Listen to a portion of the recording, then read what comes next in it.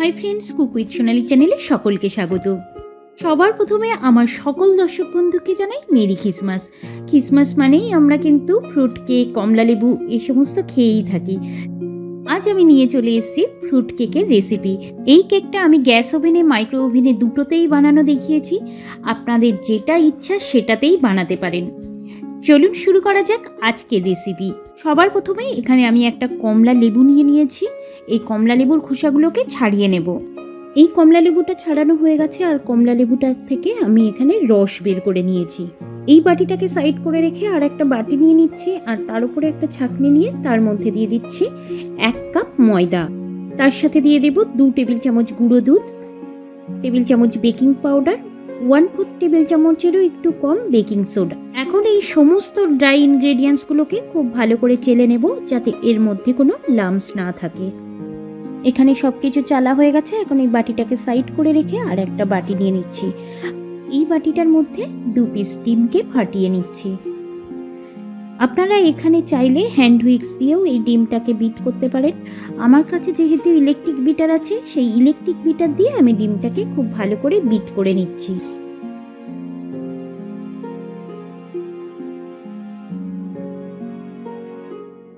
এখানে ডিমটা খুব ভালো মতো বিট করা হয়ে গেছে। এখন নিয়ে নিচ্ছি 1/2 কাপ পাউডার সুগার। এই পাউডার সুগারটাকে অল্প অল্প করে দেব আর ডিমের সাথে বিট করতে থাকবো।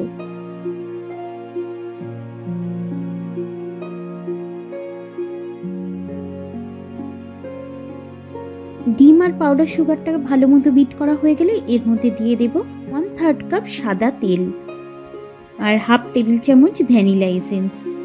এখন এই সব কিছুকে আরও 1 থেকে 2 মিনিট মতো খুব ভালো করে বিট করে নেব।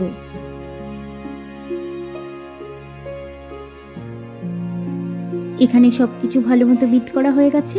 এখন এটাকে সরিয়ে রাখছি আর নিয়ে নিচ্ছি আরও একটা বাটি। এই বাটিটার মধ্যে দিয়ে দিচ্ছি একটু মোরব্বা, কিছুটা খেজুর, কিছুটা কিশমিশ, কিছুটা চেরি কুচি আর কিছুটা আলমন্ড পেস্তা আর কাজুকে কুচি করে নিয়েছি, সেই বাদাম কুচি। এখন এই ড্রাই ফ্রুটসের উপরে দিয়ে দেব 1/2 টেবিল চামচ মতো পাউডার সুগার, 1/2 টেবিল চামচ ময়দা। এখন এই ড্রাই ফ্রুটসগুলোকে ভালো করে মিশিয়ে নেব। মানে সব কিছু খুব ভালো করে মিশিয়ে নেওয়া হয়ে গেছে। এখন এই বাটিটাকে সাইড করে রেখে দিচ্ছি। এখন আমি যে ডিম চিনির মিশ্রণটা তৈরি করেছিলাম, সেই মিশ্রণটার মধ্যে একটু যে ড্রাই ইনগ্রেডিয়েন্টসগুলোকে ছেঁকে রেখেছিলাম, সেই ড্রাই ইনগ্রেডিয়েন্টসগুলোকে একটু একটু করে দেব আর এটার সাথে মিক্স করতে থাকবো। কাট অ্যান্ড ফোল্ড মেথডে এটাকে মিক্স করতে হবে। একসাথে পুরোটা দেব না, একটু একটু করে দেব আর এটাকে মিক্স করতে থাকবো।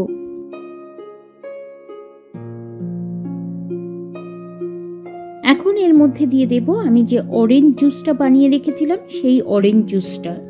অরেঞ্জ জুসটাকেও সব কিছুর সাথে খুব ভালো করে মিশিয়ে নেব।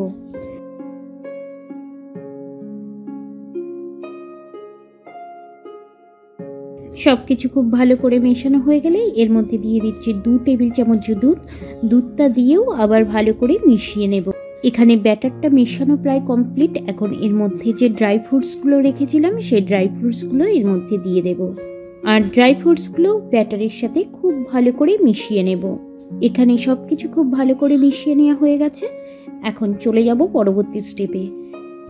আজ আমি কেকের মোল্ড ইউজ করছি না, ফয়েল পেপারগুলোতে খাবার প্যাক করা হয়, সেই পেপারগুলোতেই আমি আজ কেক বেক করে দেখাবো। এখানে 2টো ফয়েল পেপারের কন্টেনার নিয়ে নিচ্ছি। এখন এই ফয়েল পেপারের কন্টেনারগুলোর মধ্যে একটু অয়েল ব্রাশ করে দিচ্ছি। এখন যে ব্যাটারটা করে রেখেছিলাম, সেই ব্যাটারটাকে এই 2টো ফয়েল পেপারের কন্টেনারের মধ্যে নিয়ে নেব। তবে পুরোটা ভর্তি করব না, হাফ হাফ পোর্শন এর মধ্যে দেব।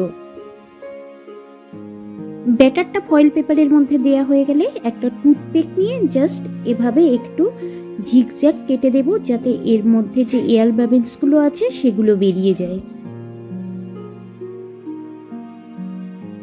এখন ওপর থেকে কিছুটা চেরি কুচি ছড়িয়ে দিচ্ছি। তারপরে কিছুটা বাদাম কুচি ছড়িয়ে দিচ্ছি আর জাস্ট একটু ট্যাপ করে নেব। এখানে যে বড়টা তৈরি করেছি এটাকে মাইক্রো ওভেনে বেক করব আর এই ছোট পিসটা এটাকে গ্যাস ওভেনে বেক করব। গ্যাস ওভেনে বেক করার জন্য এখানে একটা কড়াই নিয়ে নিয়েছি, আর কড়াইয়ের উপরে একটা স্ট্যান্ড রেখেছি। 10 মিনিট এটাকে প্রিহিট করে নিয়েছি। এখন এর মধ্যে কেকটাকে বসিয়ে দেব, আর কড়াইটাকে কভার করে একদম লো ফ্লেমে 30 মিনিট বেক করে নেব। চলে যাব মাইক্রো ওভেনে বেক করার জন্য। এখানে মাইক্রো ওভেনটাকে 180 ডিগ্রি সেন্টিগ্রেডে 10 মিনিট প্রিহিট করে নিয়েছি। এই কেকটাকে মাইক্রো ওভেনের কনভেকশন মোডে 180 ডিগ্রি সেন্টিগ্রেডে 25 মিনিট বেক করে নেব। এখানে মাইক্রো ওভেনের কেকটা বেক করা হয়ে গেছে। এখন কেকটাকে বের করে নিচ্ছি।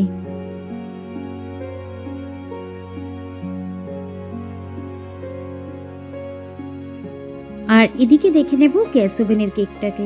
একটা টুথপিক দিয়ে জাস্ট একটু ইনসার্ট করে দেখে নিচ্ছি যে এই কেকটা বেক হলো কিনা। টুথপিকটা একদম ক্লিন বের হচ্ছে, তার মানে কেকটা সুন্দর বেক হয়ে গেছে। এখন এই কেকটাকেও নামিয়ে ঠান্ডা করে নেব।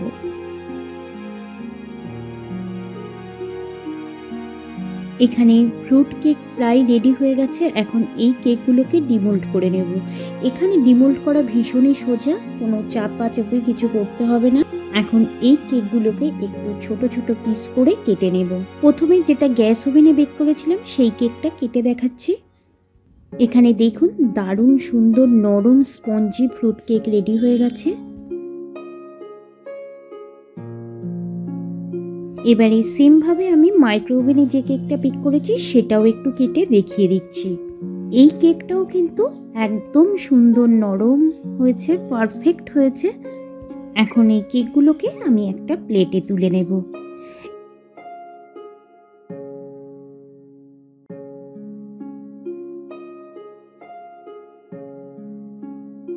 এখানে রেডি হয়ে গেল খ্রিসমাস স্পেশাল ফ্রুট কেক। আপনারা এভাবে ফ্রুট কেক তৈরি করুন, আর আপনাদের ফিডব্যাকটা আমার কমেন্ট সেকশনে দিয়ে দিন। আশা করি আজকের রেসিপিটি ভালো লেগেছে। আজ তাহলে এই পর্যন্তই, আবার ফিরে আসবো নতুন কোনো রেসিপির সাথে। আমার ভিডিওটি যদি ভালো লাগে আমার চ্যানেলটিকে সাবস্ক্রাইব করবেন, আর পাশে থাকা বেল আইকনটিকে ক্লিক করে অল সিলেক্ট করবেন নতুন নতুন ভিডিওর আপডেট পাওয়ার জন্যে।